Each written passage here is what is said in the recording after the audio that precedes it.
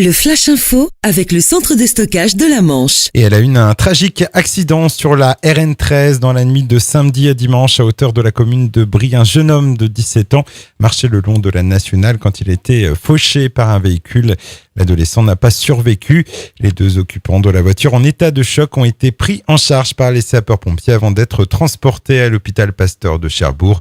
Une enquête a été ouverte pour déterminer les causes de ce nouveau drame de la route. Un autre drame ce week-end près de Bayeux dans le Calvados. Un jeune footballeur de 23 ans de l'US Trévière s'est effondré en plein match, victime d'un malaise cardiaque.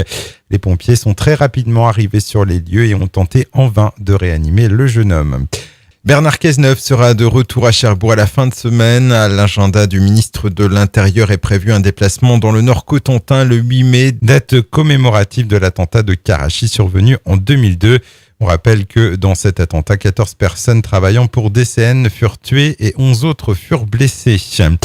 Torigny-sur-Vire, victime d'un piratage téléphonique. La commune du sud de Saint-Lô a reçu une facture salée de son opérateur, plus de 4 600 € à payer.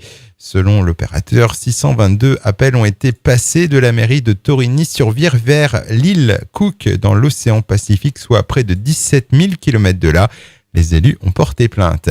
Et puis les escales s'enchaînent sur le port de Cherbourg après le Ocean Nova et le Rindam samedi dernier.